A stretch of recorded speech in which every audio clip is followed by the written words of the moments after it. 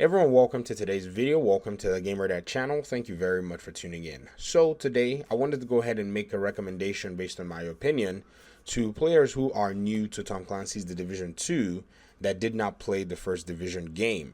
Now, this is interesting because you might be wondering, well, if I skip Division 1, what makes you think I would want to play it?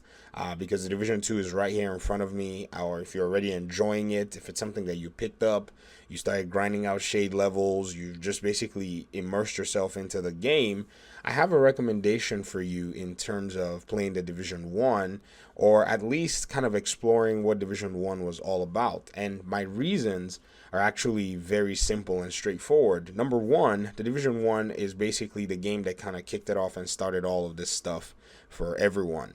Now, in fact, I would even recommend even much more strongly if you're a PC player or Xbox Series X player that you actually get the game on those platforms.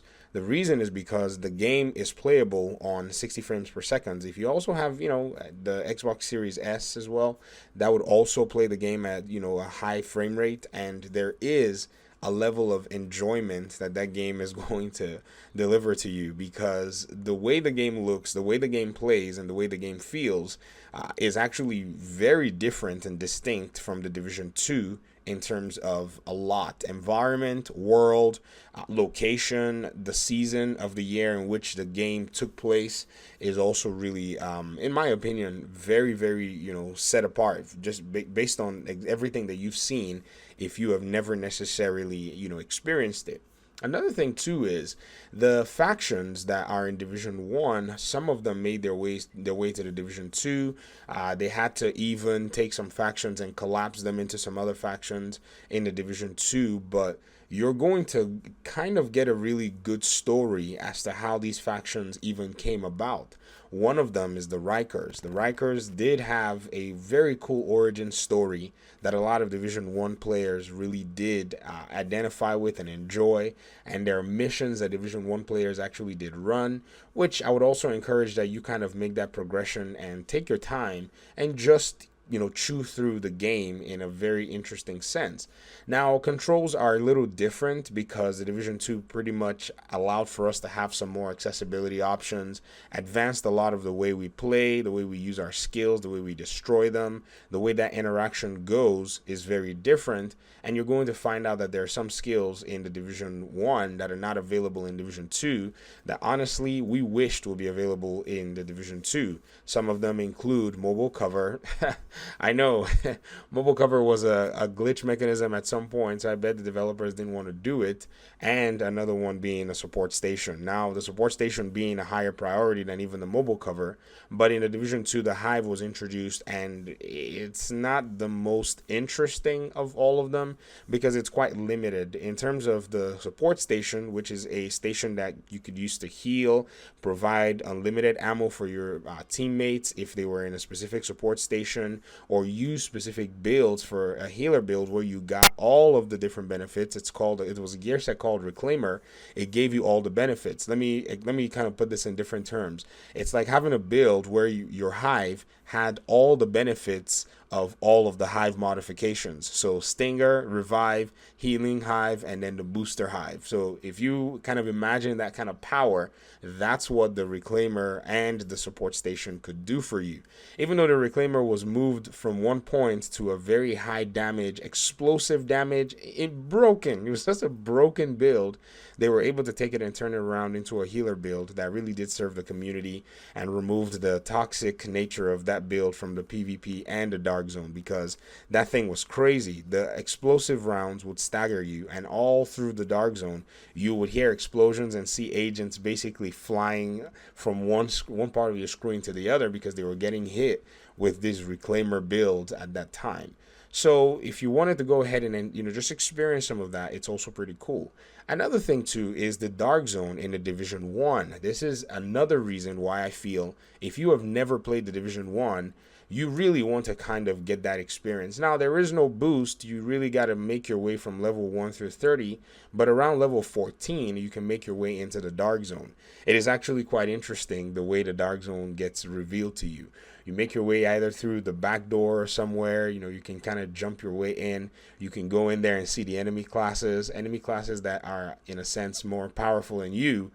Will show you exactly what that power means, and you get to see the way they work. You get to see the different factions, their aggression or their sneakiness. That's something that is not too interesting with the Division 2 for me, is the factions were all distinct in the way that they behaved.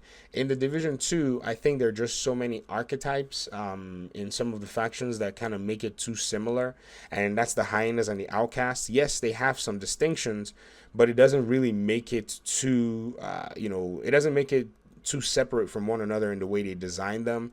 I can still appreciate that nonetheless, but in the Division 1, the cleaners were so distinct because their style was a sneaky gameplay style. They would literally sneak around you in their flanking. They will box you in a way that you didn't even pay attention to.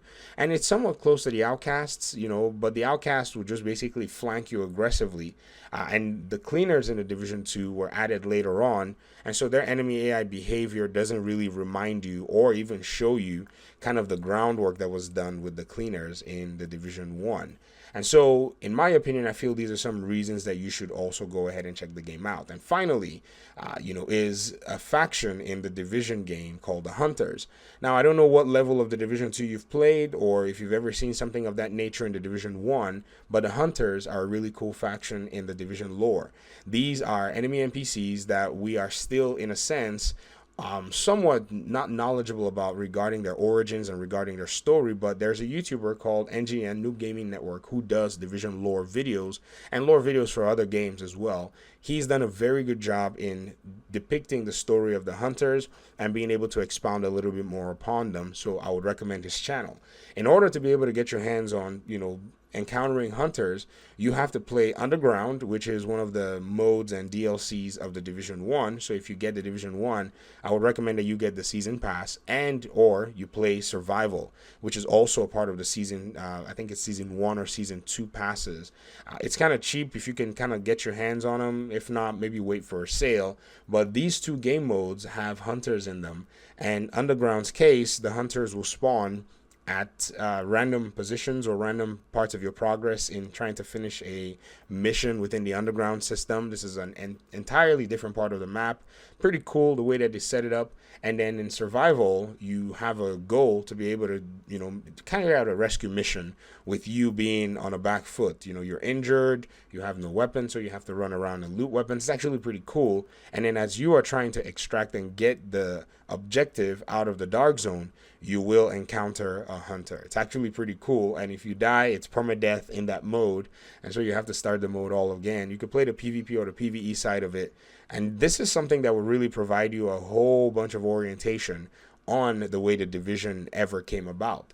Now, if it's something that, you find interesting, I recommend it. And many agents, even in Division 2 from time to time, or even more frequently when we're waiting for Division 2 content, will go into the Division 1 and play the game extensively. In fact, some Division agents in this community who are content creators will stream. Another content creator that streams in terms of Division 1 on his schedule is content creator Kamikaze Von Doom. I'll go ahead and also leave a link to the description to his channel. If you don't want to engage in all of this gameplay, if you don't have the time, you can pretty much catch his streams and you can see these modes that I'm talking about, and you can engage with them and just enjoy them for whatever it is that they are.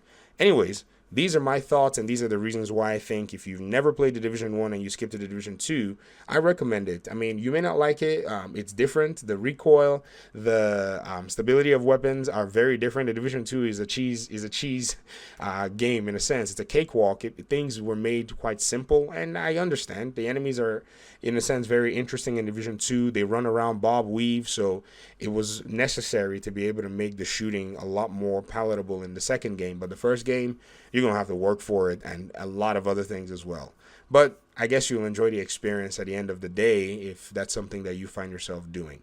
All right, I'll get out of your hair. Thanks so much for watching the video. I appreciate you guys' time and audience. If you enjoyed the content, if you have any thoughts or opinions, leave a comment below. You can do whatever you want, like, dislike. You could join the channel or you could subscribe. It is all up to you. But nonetheless, I appreciate all your support, those of you who've been watching my videos. And I'll get out of your hair, like I said. Peace.